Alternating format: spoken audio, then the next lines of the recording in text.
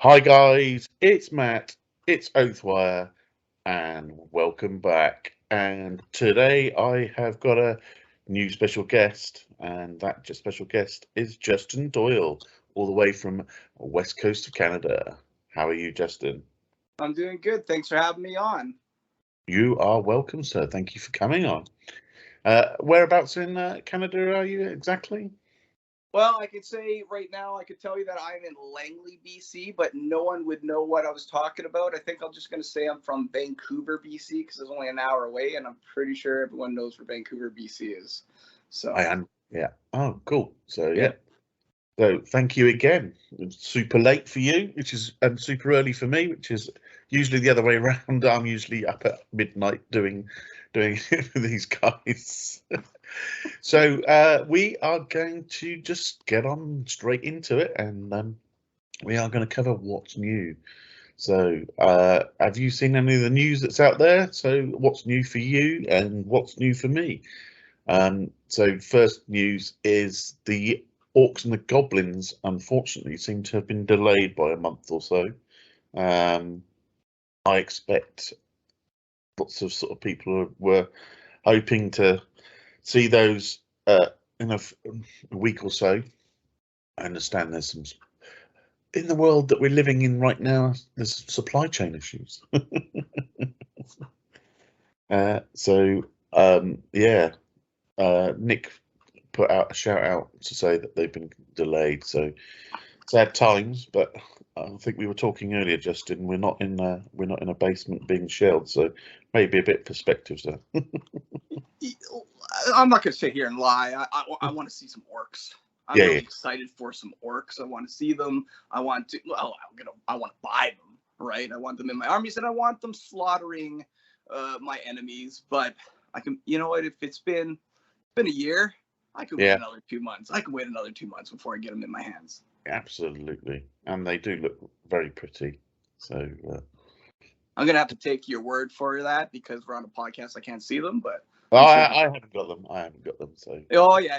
You got the inside tracks. I'm sure you got the couple test models out there. Right? oh, I Get wish a little bit of feedback, right? You know, maybe if we put the belt on the other side, right? The little.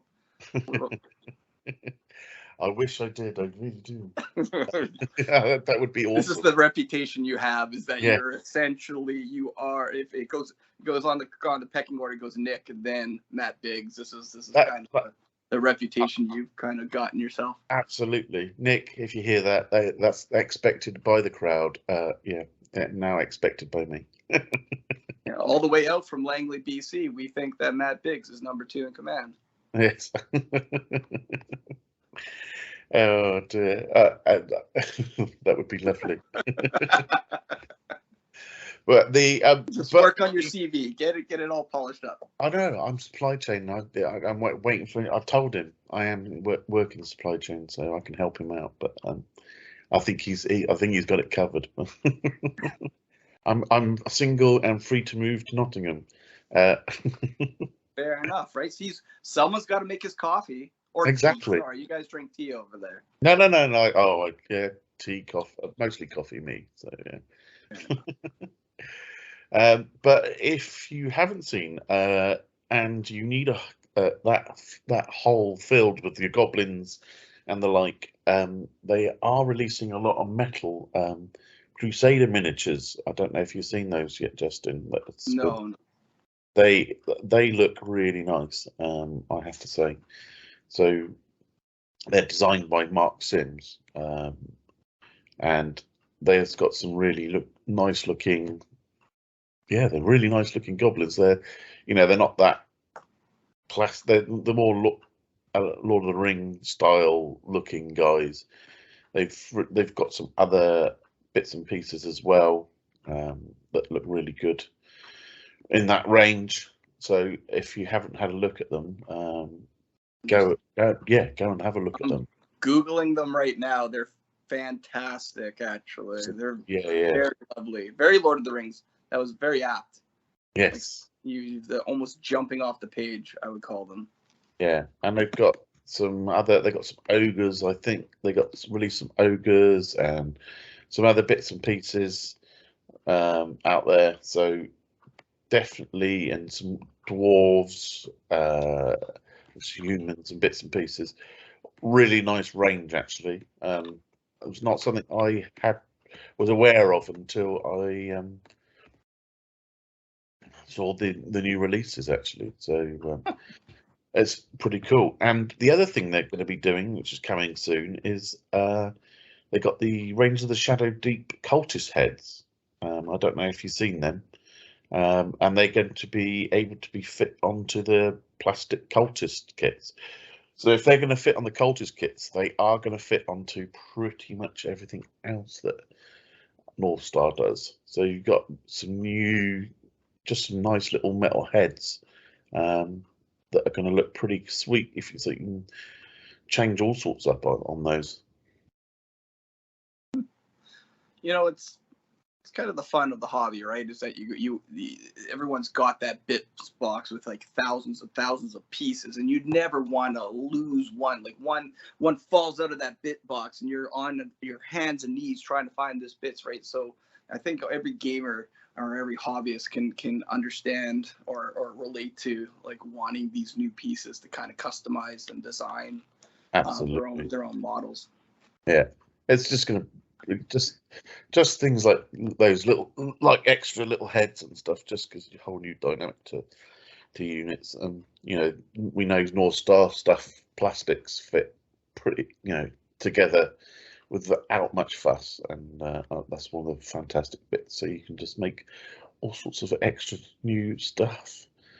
And finally, news out there, if you haven't seen it yet and you are an Oathmark fan, our friends, the friends of the show, the originators, are back on YouTube. War Corgi released a new 2.5-hour battle report of gloriousness onto YouTube. He's back. Chris and Michael are there doing what they do the best, promoting Oathmark as a game and playing and giggling. And making me happy. Yeah. So if you haven't seen it out there, guys, and you want to see how to play Oathmark, go and check out War Corgi. If you don't know where War Corgi is, there will be a link underneath here. So I will put that up here, and I will put all the links for the various gorgeous pictures of all the other bits and pieces of the talk. So go and check it out if you haven't seen it. So anything new for you though, Justin? You've got what's on your painting table? Have you been playing some games, or what's been up over in where you are? You know, just like everybody I think a lot of people during the pandemic I've been pretty much going through my closet and picking out these models, and what I've been working on is the myriads of 90% done projects that I've got. So I've got about 5 or 6 different units that are 90% done, like need eyes or need flock or need, that last little highlight. So I've been working through that. Mostly these guys are dwarves and goblins and humans, old Perry sculpts and Kev Adams sculpts that I plan to use for Oathmark. That's the idea, and they're the ones that I don't know if you saw the pictures I posted of my guys sliding around, my cardboard boat sliding around. Were actually those goblins and those dwarves that that I was pushing around. So that's what I've been working on, is just trying to get projects done. Right, that's kind of my MO. Is just trying to keep focused, because it's very easy to lose focus, and get projects done. Keep myself accountable. Brilliant. Okay, I'd love to say that I've been I have been painting boats, but not the boats that are to do with Oathmark. So that's what I've been doing. Napoleonic ones. So it's very, very flipped out. But yeah, I have got some boats and I have made it, and I need to put my YouTube video up for Yes, you this. do. Specifically for this. My friends over at Blots made some boats up, and beautiful kits, and I've painted some of them. I just need to finish off the video and get it up. I've just been in a bit of a recording funk recently, so life, it happens. But I'm back, so I need to finish that off. But yeah, so guys, that's what's new. There's lots new. So go out and go and check those videos. That new video from War Corgi out. Go and get it some likes. And if you haven't watched any of War Corgi before, go to the beginning and watch it and see how Oathwire evolved, and the brilliant host that Chris was before he handed over the mantle to me, giggling away and enjoying and throwing so many annoying tens on D10s. Well, poor old Michael just has normal dice. But yeah, it's definitely worth a watch. So we are going to be covering a much neglected part of Oathmark today in our subject matter, and that is boats. Yeah, I think the two of us had talked on Discord a few times, like in passing, and we were both upon it. I think we both agreed that that there was a gem there that was kind of getting passed over. We talked a couple of times briefly that you could fall into siege rules in rank and flank games, and rank and flank games have been pretty much the same, but finding some boat rules or amphibious assault rules for a fantasy-based rank and flank game is few and far between. Like, I've been doing this and I wouldn't say I'm an expert on the breadth and scope of all the miniature games that have happened since 1990 to now, but this is the first amphibious assaults that I've really seen, right? So, and when people tend to shy away from rules, I tend to kind of ask the question, why? Like, why aren't we doing this? Why? The designer obviously thought that this was something that he wanted in the system, right? This is something that he saw that really encompassed what Oathmark is about. So I wanted to try and embrace it. So we had that conversation, and we talked about 3 weeks ago about me coming on. So I spent the last 3 weeks kind of really delving into it and kind of figuring out what it's about.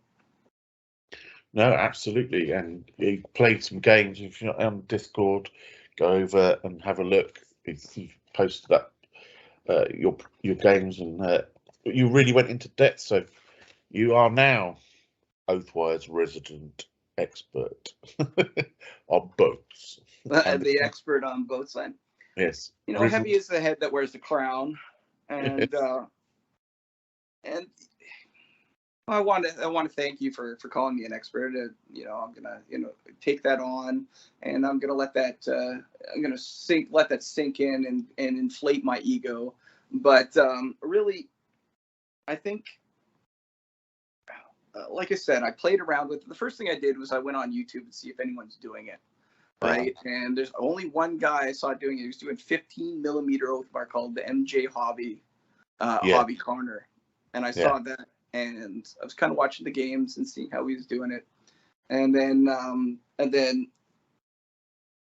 I did some Googling, my Google food to see if anyone was writing anything, and then War Games Illustrated had one article by Noel Williams, so there wasn't really a lot out there. So right, I didn't see that. That's quite interesting. I'll have to. It's called All Aboard is the article, right? And he kind of goes a little bit, fleshes out the rules a little bit more because there are some ambiguities, right? But it's actually it's a nice little read that they put out that's on the website. Okay. But the first thing you got to do when you're going to play games with boats is get boats. Absolutely. It's definitely required.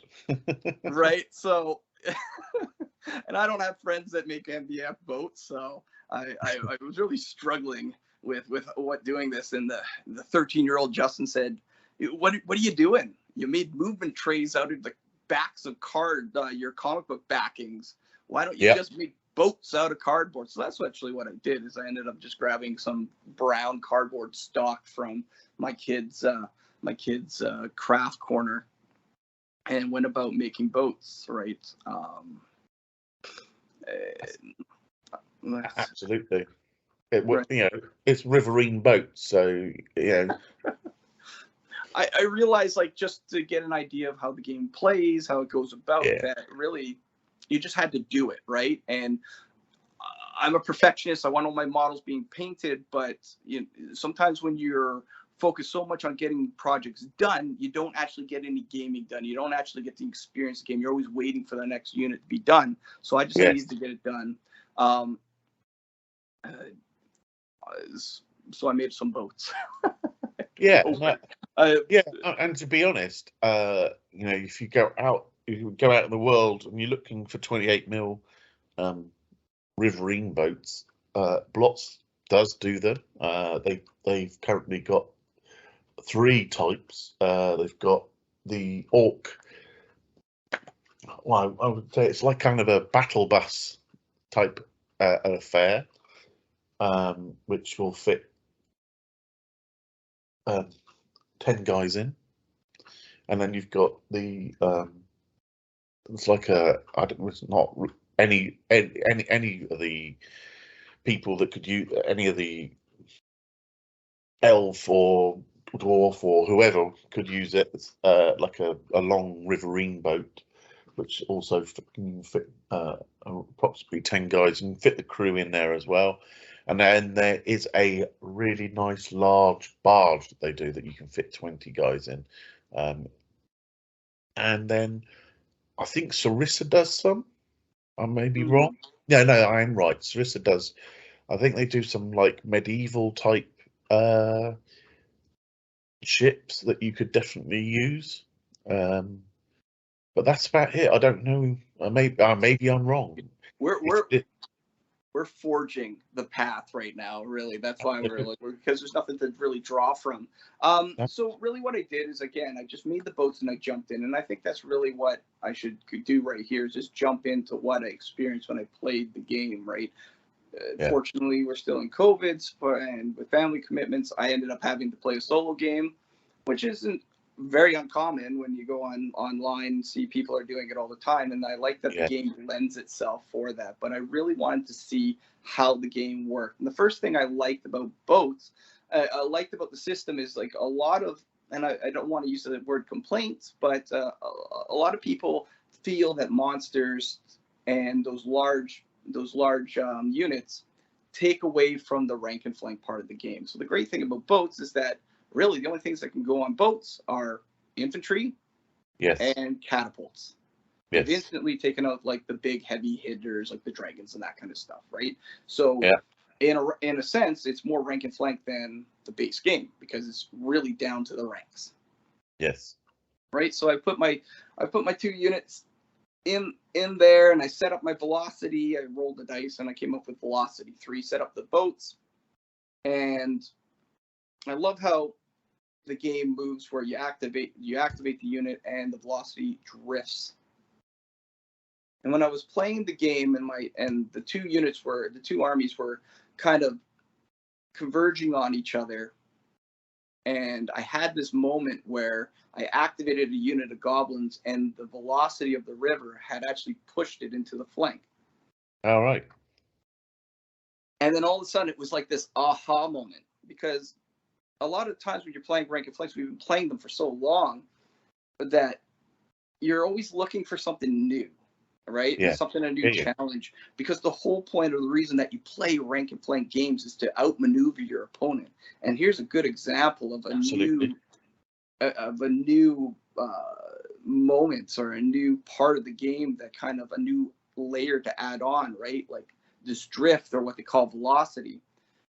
Yes. Will allow you, like, you have to take that into account. So it came around on the flank. So now all of a sudden, flanks don't make a difference on boats, because You don't count flanks and ranks and all that when you're doing the combat. But what it does, it takes, from my interpretation of the rules, it takes out the line of sight. So now my goblins can see the dwarves, but the dwarves can see the goblins. Yeah. And I kind of really like that. So about the game, right? I liked how the combat was even more brutal. That was the one thing.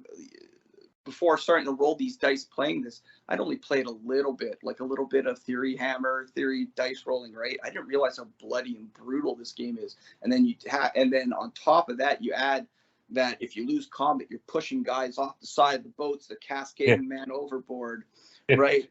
It made it more bloody, it made it more fast and furious, and it just kind of scratched an itch, right? Like where I was like, okay, this is the great thing about Oathmark, is that it is so open. It's such a toolkit to build a narrative, right? And now we've got this river combat, or an aquatic landing, or that you can add to these games. It started really kind of getting those juices. Did you find that when you were playing? Absolutely. Yeah. No. Yeah. I did a little sort of like a Vietnam-esque boat landing, and it was just because I used the amphibious assault thing, so I had some interfering troops against the orcs as they're trying to land. So absolutely, it was just brought a different dynamic, because I always have like giants and stuff like that just weren't there. So yeah, definitely. Sorry, it definitely brings a whole new meaning to everything, really, to the game. Yeah. Well, yeah, it's like again, the kingdom building is such an important part of this system, right? This is such an important part of building your country's or your kingdom's identity. Yeah. Now imagine you start doing one of the three campaigns in Battlesworn, and you realize that you've taken all these monsters and you've taken all these cavalry territories, you can't use them. Yeah. For these campaigns, right? Now you've got to now the unsung hero, or the units that don't normally see the table, have a chance to build their narratives that can become what was his name? Gilly Two Shields. I'll throw out to Chris, right? And Bimblebrook, right? Like, it gives other characters a chance to build up, and that can rejuvenate the game if you're getting tired of it, right? So, yeah, absolutely. It does bring a whole new dynamic to the. I'm playing in a campaign. I'm playing a couple of campaigns, long-term ones with friends, and you sort of get comfortable in those with those lists that you're doing, and as you're expanding, you might add bits and pieces, but actually, I find myself not necessarily adding those units into my army, because I'm comfortable with the army I got. So this definitely changed the whole dynamic of a couple of games. It's like you said, it's just going to pop the whole thing that you're playing and go, oh, okay, actually this is fun, because it's like you said, it's not something that people are used to. No, it's like, I'm going to do what? I'm going to play with boats. That's like I said, that's Napoleonics, that's World War II naval, or something like that. And it's like, well, no, this works really well. So this has been going on since Agamemnon had sent his fleets after Helen as she was going towards Troy, right? Like, this is battles and ship battles and aquatic assaults, right? Like, have been an integral part of our war history for so long, right? Like, that's it, and that's just what's gotten me so excited, right? Because it's a fantasy rank and flank game, but it's something it's a twist, it's something new, it's something I haven't done before, right? So no, I think it's I mean, I can't think of any historical set of rules. I mean, I may be wrong, so, and I'm sure somebody will say As soon as I this haven't. comes out, I can't wait to read the comments because everyone's going to be like, hey, no, you forgot this game. This game did it. And this game is great. Perfect. That's what I want to hear, because then I can look at those rule sets too, and I can grab them and I can put it together, because that's the great thing about these rule sets is that you can add, you can dissect, you can put together, you can take apart, you can pull apart. It is your campaign. It's your game. That's the brilliance of Oathmark, right? That's what he's done. Yeah, absolutely. Right. But yeah, and now that we got going, maybe like we're talking about tactics and changing your armies, right? Like the things that kind of immediately was the that you have to remember is the velocity, right? It's either 0 or 5 inches you're going to move at the beginning of your activation, right? Yes. All right. The boats. Now, this is the kind of the cool thing. The boat kind of is a unit, right? Like that took me a long time. Like it probably way too long for me to realize, like, oh, I should be doing maneuvers with the boat. Like I should be wheeling with it, and I should be doing about fates and that kind of stuff, right? Like it took me a real weird, a long time, right? To kind of get that, right? Shooting becomes a little bit less dangerous, but combat becomes more dangerous. So again, it's throwing a wrench into your normal tactics, right? That get going, that get it going. No, absolutely. I mean, it's like, but it's like I said, you know, that fighting on the water is a page long, maybe, yeah, you know, but actually, it's a, you know, you don't get, you know, there's things like your special ability charge or reclaim charge, and you know, all of those bits of this, you know, it's just not. Second, it's near impossible to build up momentum when attacking an enemy on a boat. So you don't get wild charge, you don't get those things, you don't get all that, all the juicy bits and pieces, and it's just down to pure hack and slash. Exactly. It just feels like I'm chucking dice at the other unit and hoping that they go, right? And I'm hoping I'm pushing them off, right? And that's exactly, and that was exactly what got me excited. It was, again, when that boat drifted onto the side and off to the side of the boat, I realized, wow, this has really changed things. And then I could almost hear my goblin champions saying charge, or all oars ahead, or whatever they would say, right? As they're just bowing into the side of the enemy's boat, right? Like I could feel the narrative build right then and there. And as soon as as soon as you start talking about what's happening on the battlefield in verbs and in terms that they're hacking and slashing, you're just buying into it and that much more. So absolutely. No, I mean, the way you've got the two boat types, you've got small boat and large boat. So, you know, it's like you said about, you know, going to the unit type, and they've got crew. So you have to actually also think about making sure the crew survives, because that's quite important as well. So yeah, that was one of the things that the article in War Games Illustrated was talking about, is that you can't, like, it specifically says you can't target the crew until the units are gone, but it doesn't mention that about magic, right? No. So he just assumed that magic, you can't target the crew, because once the crew's dead, the boat sinks, right? So you don't. So I think he was kind of thinking in gamesmanship, gaming terms more than I do. So, so that was very interesting. Like a couple other things that he was talking about was how spells interact with water, like glamoring units into the ocean. Yeah, yeah, no, that I like that. I'll have to read that. When you said about that, I'm just thinking, if only I could. I've been listening to this podcast long enough that I know that as soon as I mentioned glamour into the middle of the ocean, I knew Matt Biggs was on there. I knew he's like, oh, that's a good idea. I think I might try that in the next one. And I feel sorry for the people in your game club, because that's what's going to happen to these poor fools. It definitely is. Whoop, whoop. There you go. You're giggling at the idea of doing this. You're giggling at it. Like someone's dwarf king in the middle of the lake just gone. See you later. Oh, it's so bad you're wearing heavy armor. That was a poor choice. You're drowning now. So yeah. With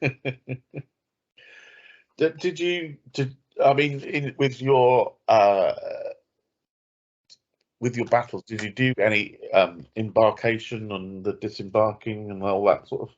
Did you No, do I was. amphibious assault kind of thing? No, I just really wanted to. I played about 3 or 4 games in the last week, pushing around the boats. I really wanted to get the idea of what the naval combat would be like, because that was so unique. Yes. But again, I could get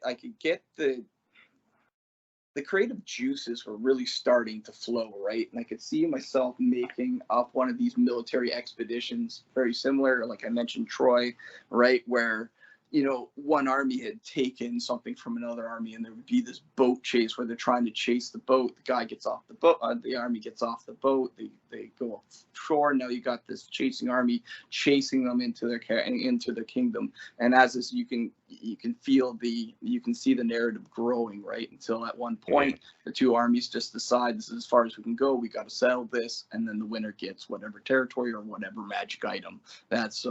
Again, that's where for lack of a better, I'm just really excited about boats, right? It's really gotten my creative juices going, and that wanting to get more and really build upon it, right? So that's what's really excited me about it. No, absolutely. Yeah, I did so I did some sort of like I said, I kind of did that Apocalypse Now, well, obviously without the helicopters, sort of riverine sort of combat where I pop some orcs, but actually goblins onto trying to get onto the side, to the river, to capture an objective from some elves. So I had some, and I found it really worked. I think you have to definitely, if you're going to do it, you're going to have equal points. Probably not going to work.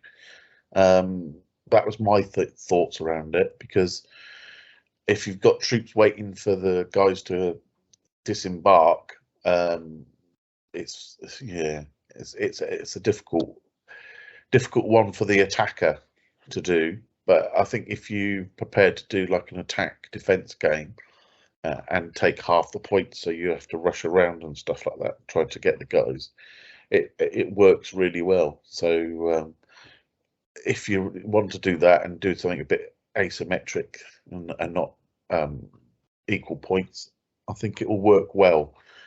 So you just have to agree that in your gaming group that's what you're going to do. But if you got 3 or 4 elf Death Stars sitting off waiting for the boats to touch down, there is only going to be one winner.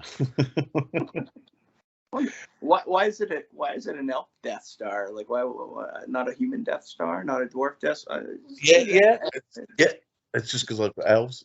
Okay. No, we're aware. I'm aware of your bias in elves. No, that's exactly what I would think, right? If you were going to do an aquatic assault, right, coming from boats and going and say trying to grab, take like Aragorn coming in from those boats with the army of the dead.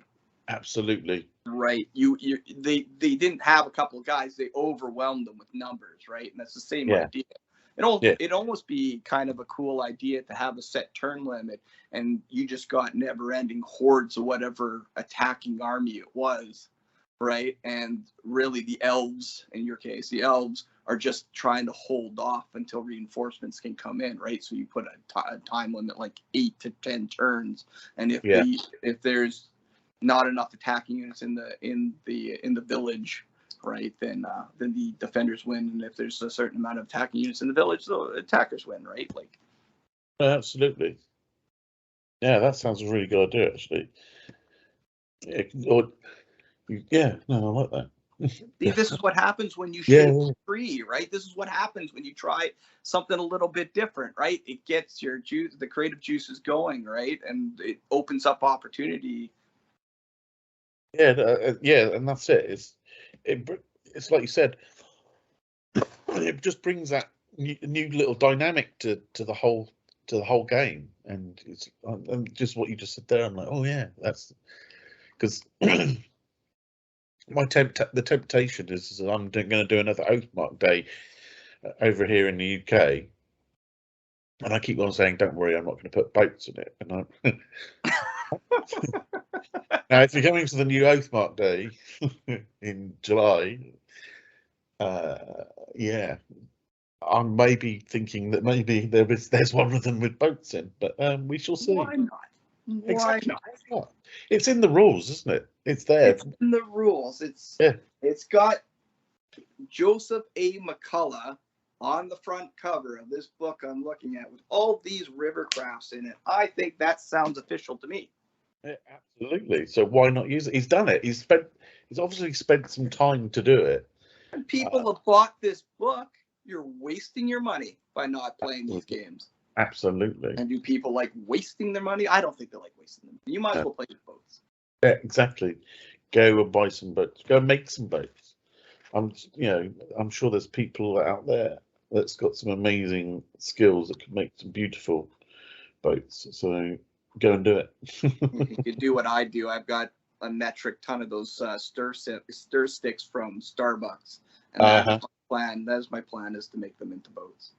Yeah, and to be honest, you don't. I mean, if you were going to do like or goblin-esque like ones, you just strap some stuff together, and it doesn't even have to have sides. It could be just like a great big huge sort of. This is straight up Elven propaganda. Elven propaganda. Why can't an orc make a nice boat? Why can't they make a nice boat? No. You don't know. You don't know. I don't know. I just have a feeling. You just have a feeling that it's like a trash can with an orc, absolutely. with an orc sitting outside. I think I just strap some stuff together, and then obviously you're going to have a beautiful elven sort of swan boat. And actually, I think saying that, TT Combat do an elven swan boat. So I'm gonna have to go and have a look at that as well now. So and the beauty is like these boats, right? They don't have to, he uncapped the size of the boat, right? So if you're gonna have two wizards on it shooting fireballs, because that seems to be the cool thing to do, or casting water elementals, because there's gonna be a ton of water elementals. Oh yeah. It doesn't have to be a big boat, right? Like it's 2 units, so it's still classified as a large boat. You got the 5 crewmen on it, but you only need enough for 2 more wizards, so it doesn't have to take up that much real estate on the table, right? Whereas a small boat with a unit of 20 would be quite big, right? So that was absolutely, yeah, and that's and it just says large boat. There's no dimensions to it. It's just that's what it is. It's just a designation. So and they're free as well. They're all free, so you don't have to pay any points for them. But yeah, it's just the cost of the crew, right? So absolutely.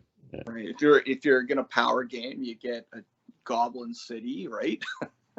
Yeah.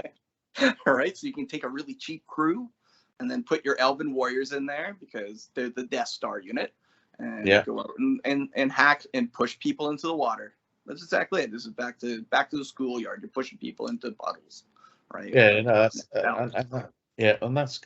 that is the definitely the big part of this is obviously if you're winning, you're dropping guys off into the water. So it's kind of like the undead where before they take their morale test. So it's all Well, maybe it's just getting really late, but I could actually see myself, like, if I won combat, I would actually like to take a model off my opponent's boat, put him in the water, and go splash. You could build sort of You're like dead. big splash things just go off the back. Yeah. There's all your lovely soldiers. They're all drowning. That'd be the first and last game I play with that person, but it'd be great. Splash. Actually, I've got a load of dwarf casualties. I could turn them over and just make them all sort of floating down the river of casualties. That's fairly unpleasant thought, actually. There is, for the strategy battle game, you can get the dwarves in the barrels from the Hobbit. Yeah. That would be phenomenal. that would actually be really cool, because you could have just a whole unit just do it being that. There's 10 of them. They're on there, and you can have other boats pick them up. Oh, yeah.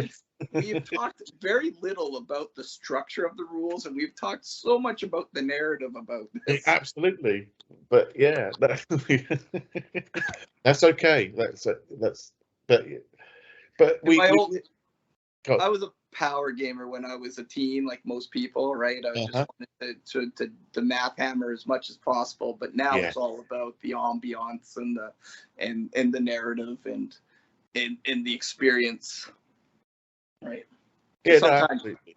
Yeah, I think that's why he's put this in there. Let's be honest, it's a massive narrative. It's not something people would sit there and think, well, does that make a great battle and can I get my fantastic, beautiful army that's perfectly poised to destroy everybody with my 3 wizards and my this and that and my 2 heavy catapults and and my big Lindworm. Well, it doesn't matter because he ain't got any of that now, so you're gonna have to beat me like this. It's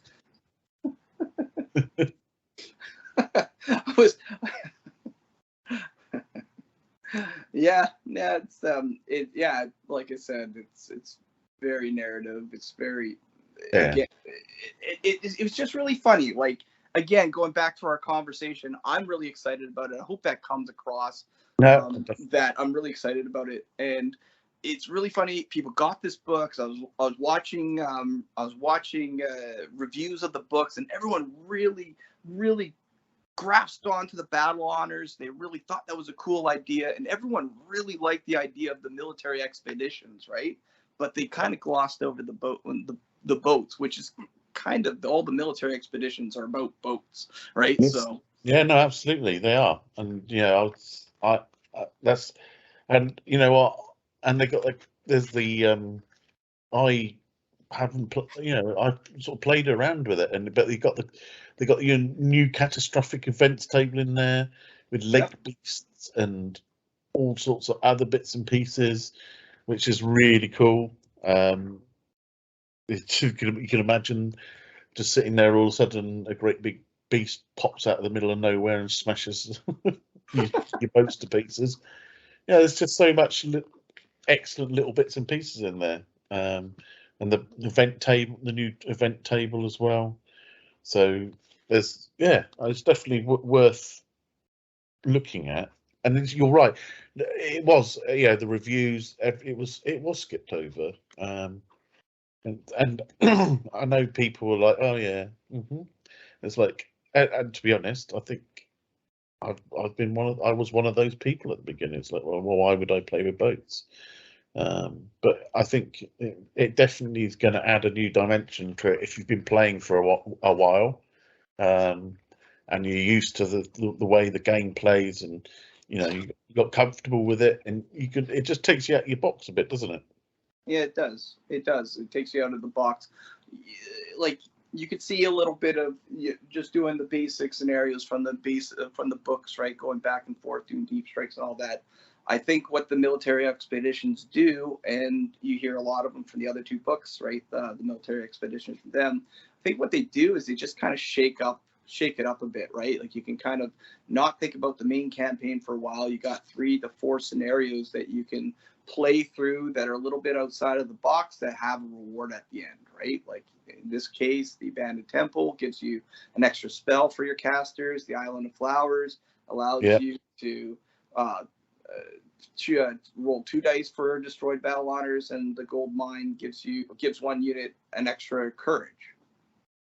Which I would think every last goblin player would be all over that expedition and asking their opponent to play that as much as possible. Hey, can we play it again? We just finished it, but trying to.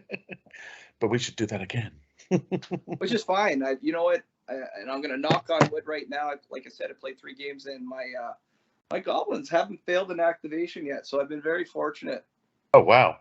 Yeah, they're very fortunate. They're very stoic.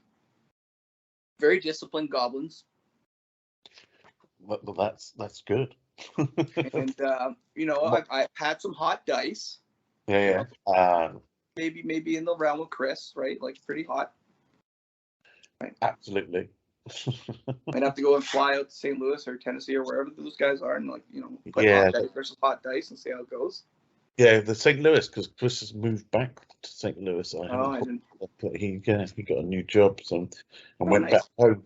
I think that's so that's good. Yeah, I'm still hoping to fly out there as well.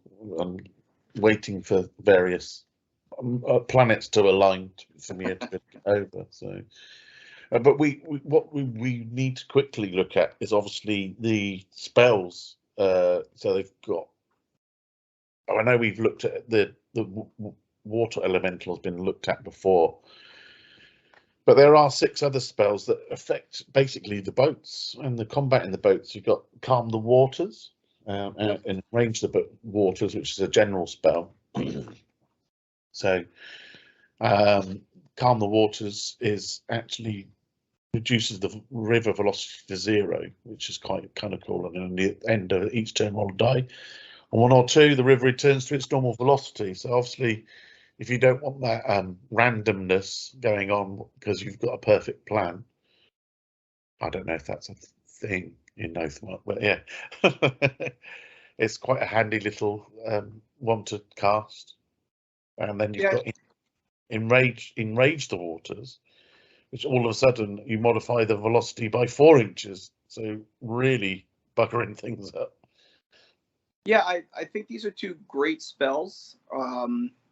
Again, for these types of games with units that you're moving, movement is so important in these games, right? Outmaneuvering your opponents, outflanking your opponents, getting to a location first, holding an objective. These are very important parts of like the fundamentals of a rank and flank game. And if you have a spellcaster with these 2 spells at it, you've got a very serious competitive edge. Right, because when you don't need your guy to drift, you cast Reduce Velocity to 0, and when you need your guy to kind of get around that corner, you increase velocity by 4 inches, which is a lot, right? So that actually is 4 inches, and the boats move 6, 9. So like now your boat's moving 13 inches, right? Like that's quite a bit of ground to cover. So those are very good spells. Yeah. Specifically when you're playing aquatic games. No, absolutely. And then it says there in Rage of Waters, you could minus it from the velocity. So if the velocity was 1 or 2, you take the 4 inches off, actually also changing the current. So all of a sudden, where everybody was moving in one direction, they're now moving the other direction. So you can use it to your advantage, which is pretty cool as well. So I like that little bit of. It's like, huh? Everything was going so well until then. I've got you now. No, you don't. Yeah. So yeah, I think it's quite a handy little spell there. And then we go to the dwarf spell, which is Anchor. So the spellcaster may only cast this spell on a boat, and the next time this boat activates, it does not move. And with the river and it moves, stat is reduced to 0. So obviously that's quite a handy little one. You can getting about to get bear down onto by a ship full of goblins and onto your 10-man unit. You cast that on it and it just sits there, and then you ram it or something like that. Yeah, I can also see that where Anchor, right, is just moving the boat's stats to 0. Say you've got your catapult lined up with a good shot. Yeah. You don't want it to drift out of range. Boom. You cast that, it hits 0. Now your catapult has another turn to shoot. Yeah. Did you use catapults? No, I used archers, and it didn't go well. Right, because there's just too many pluses, right? There's plus for being on a boat, plus for firing from a boat, right? Absolutely. And I had goblin archers who, are not known for being marksmen. So No. So yeah, you do have those bonuses. It depends on how you look at it. I'm just going to. So then we move on to a human spell, which is stabilize, and the spellcaster may only cast a spell on a boat. Units on this boat no longer suffer the penalty from shooting from an unstable platform. At the end of each turn, roll a die, and on a 1, the spell effect ends. So I like that one because again, you're getting the negative modification from the being on an unstable platform for when you're firing your bowman.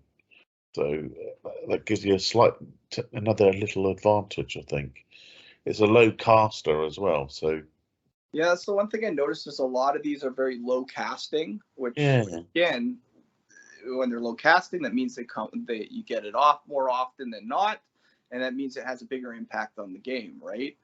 Yeah, absolutely. Because you can constantly go on like a high spell like Water Elemental, right? We know that its impact can be quite big, right, when it actually does happen, but you have to get it to happen, right? Whereas these low impacts, maybe it's a low impact, but you're kind of killing them with a million paper cuts because every turn you're going to get them off, right? So absolutely.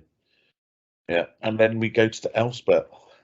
Now this must be the lowest. In fact, I know it is. It's the lowest cast number for an elf spell at 4, and it's sail like a swan. The spellcaster may only cast this spell on a boat. This boat receives a +3 to its move stat for the rest of the game. Each boat may only gain the benefit from the sail like a swan once during a game. That's got to be really good. You can, as an elf, you're going to be darting around. Yeah, so it's like you've got an outboard motor on these things. Yeah. It's obviously, just superior design and whole structure and all that sort of stuff. So. Okay, fair enough, right? The structure could be better. It could just be like maybe magically another mask shows up. Right? Exactly. So, but that is just I had that on I used that on my little elf boat. Well, it's not a little elf boat. It's a good elf boat, but that I've used, and they were, because I only had one versus the goblins 4, because I did it quite small just to play the rules. Yeah. And show the boats off and that sort of stuff. And it was powering around and darting, and it just helped. I could get to the ugly goblins quick enough so I could jump my warriors off and try and start hacking. So yeah, that's definitely a cracking little spell. And then you've got the orc and the goblin spell, which is boil, which is casting 6. And the spellcaster may only cast a spell on a unit that is in water, not on a boat. The water around this unit starts to boil, making an immediate fight 4 combat dice 3 attack against this unit. So, river crossing. That's that's got to be. There's some big scenarios out there with these guys get walking across rivers, and that's actually a really good. That's a fireball at casting 6.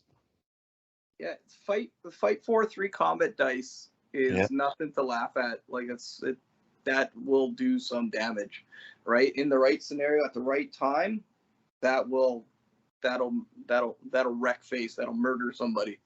Absolutely. Yeah, it's a really good little spell that's probably been overlooked. I don't know anybody that's used it. We don't really play the river crossing, but there's several. There's the other one, isn't there, in the one of the expeditions where you have to cross the icy river So that can be used in there.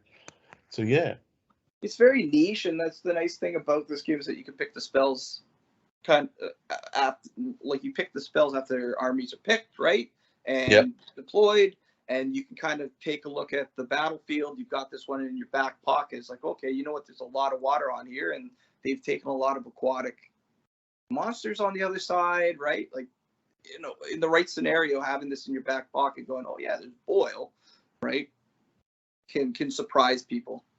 Yeah, that would be, no, definitely. So if you're going to be doing that, and I know people complain that river crossing is broken, I have to agree with them. It's not that you can win it, but it's super hard. So something like that would be, if you're I think that would be useful for that. Or you just need to change it up and come up with your own scenario, to be honest, which sometimes is easier said than done, having done it myself. What did we do? I did a scenario where the guys had to retreat off a table with a unit which it was carrying a magic book, and you could cast spells at it or from it if it was within 6 inches of that unit. Spells were basically nullified. So I thought it was a great scenario, and it would work really well until they played it, and it didn't. It was too easy to get the unit off. So yeah, that's the thing with making scenarios. You try it out, you play it out. If it doesn't work, then you tweak it, right? Like, absolutely. Like, I'm sure all these ones that we're reading in these books were play tested a few times, right? Like we had talked. I had worked for Workshop for a while, and I did lots of mega battles, and it was always workshopping these scenarios, right, in these games to make. And they usually, more times than not, after a while, I kind of got an idea what would work, but it took a while to get there, right? It took a while to get there.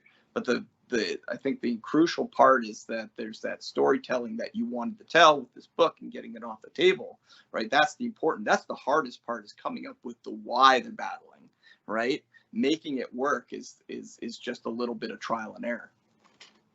Absolutely. So if you're sitting there thinking, yeah, this stuff's not for me, I don't think it's going to. I think go and revisit it. Just do what Justin did. You know, if you don't want to get a buddy, get a friend, or just do it at home on your own, and just say, well, let's have a go. You know, you don't have to go and spend vast sums of money. You can just get some cut out some shapes that look like boats, and give it a go. I think, you know, even if it's just for one battle, and you go, yeah, not like that, but don't miss out on a really good bit of rule writing. I think it's been provided to you. Just because it doesn't make sense for whatever reason, you don't think it makes sense. So yeah, no, that's brilliant. I think we've kind of covered everything in there. Go and have a look at Justin's pictures.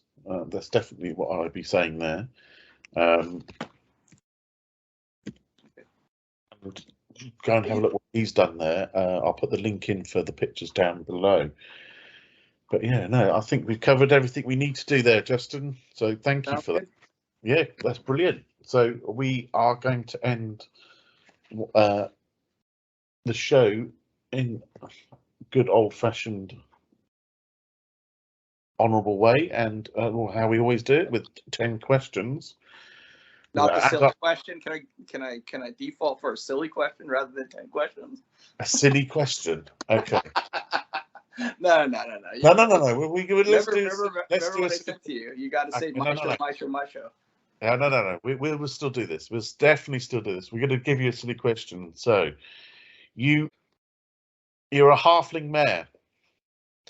You have been told that you are going to do a river assault, and the goblins are coming, and the boats arrive. Unfortunately, those boats were built by elves. You cannot see over the sides. You've got half an hour. How do you get your men ready to be able to fight? So I'm the mayor of the town. I got to get my guys together. Yep. Get them on a big boat. That's all you said. I got to get them on a big boat. Yep, halflings, but the boat's too big for them to actually see over the side. So but I when can't you come see up, over the sides. well, you're halflings. They're elves. Is elves. it crewed by elves at least? Can they see over the sides? They can see. They can see. Yeah. Well, this is actually not a bad scenario, right? I just tell them, I just say, hey guys, we're going to get on each other's shoulders. We're going to clamber over. I figure we can do some sort of pyramid, right? So we can pull each other over, right, and get in there, and then just let the elves get us there, right? They can steer the boats, right? Yep.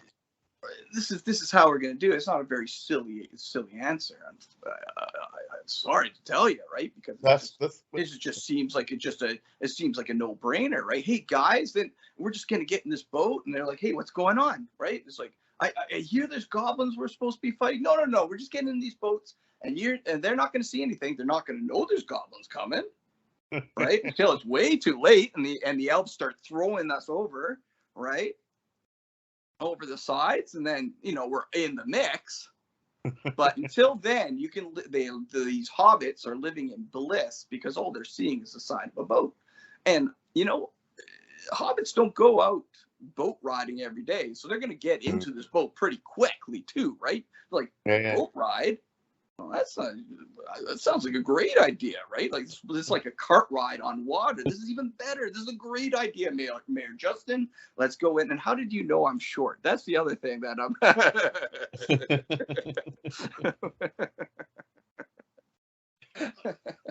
I now need to see goblins, halflings, sorry, and hobbits in pyramid formation fighting goblins. This is how they're getting. Well, they're not fighting in the pyramid formation. We need to get into the boat because apparently they're going to be jumping at. Okay, yeah. Because these elves can craft these wonderful boats that can move very fast and magically appear extra masts, but they can't build a small little ramp for hobbits to get on. I love it. So you just got to kind of boost each other up, right, and pull each other over. Once we're in, ignorance is bliss. You don't see the goblins coming until the elves throw you over the edge, and then what's what. Boom. It's got to be done. Well, I'm just shocked that all your elven boats don't have any ladders or ramps or anything to board on, right? Your elves are we're all tall guys. They're just kind of like the Undertaker, stepping over the top rope, right? Like it's not even there. Absolutely. Or Andre the Giant, depending on how old you are. Andre the Giant, the same thing. You just stepped over the top rope, right? My hobbits would have to go under the ropes. That's different. They're under the rope, so you can't do that. That's where the water is.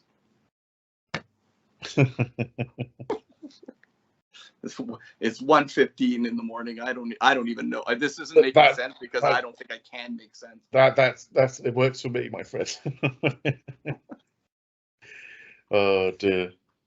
Okay, so we're gonna move on to the 10 questions. Then hopefully we can get some.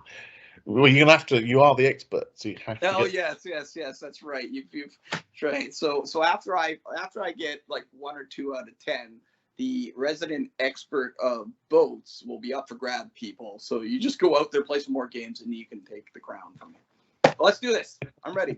Okay. I got my cheat sheet in front of me, and I got Battle Sworn. Don't mind. You're not hearing the paper turning. Okay. I'm obviously I need what I do need to do is get my timer ready because that is key. There we go. Did you? Okay, that's sec. I'm just going to get my clock ready because obviously Michael's got 10 for 10, but he was really quick. So yeah, but Michael knows the rules back and forth. Like you have Michael on the show because he's the rules guru. That is That is very true. I cannot compete with the rules guru. If you want zany and going off on tangents and narrative, that's me. But the rules guru is Michael. There's a reason why I watch War Corgi to learn this game. Absolutely. No, I kind of agree. And because he'll pick, yeah, he's like, yeah, no, that's not right. I'm like, damn it. Okay. Okay, I'm going to start the clock. Okay. Okay, ready, go. What velocities, levels of velocities are there? 0 to 5. Okay, what mod is there when shooting from boats? Modifiers, shooting from boats, -1. Okay, what movement do boats move? 6. Elemental casting number. 9. Sail like a swan gives you what movement bonus? +3 move. Okay, how many crew are on a large boat? 5. After a fight, how far do the boats move away from each other? 1 inch. Lakes have a velocity of what? Pardon me? Lakes have a velocity of what? 0. What happens when the crew dies? The boat dies. Okay, and name 2 territories that you have to have for used boats. The lumber yard and the ruined city. Ruined village. Yeah. That one I cheated on. So that was 59 seconds, my friend. 59.25 seconds. Oh, not bad. And that makes you, because Michael had a 108, and I know he's going to be saying it's very specific, but that makes you currently the 10 out of 10 world champion. Well, you shouldn't have told me that, because I'm going to be blasting this on Facebook and Instagram and our Discord group, right? Like, it's going to be, this is wonderful news. Wonderful news. Wonderful news. Right? Well, it does mean that Michael will have to come back on, and he will have to try and win. He'll have to beat you, because we weren't going to do it until somebody beat him. Michael, that has happened. You may argue that the questions were too easy. You may argue that he is the expert on boats, so he should have got all of these. But that is the facts. Okay. Well, Justin, I want to really thank you again for coming on today. Thank you for breaking me back into Oathwire after some time off. I've had that time off because various things in my life have been going on. I've been a bit of a mental funk, and I am back. I've got some more recordings coming up. So we're back on track, and I will speak to you, and hopefully you guys will start listening again. So thank you. Anything to say goodbye to? Obviously, world champion 10 questions.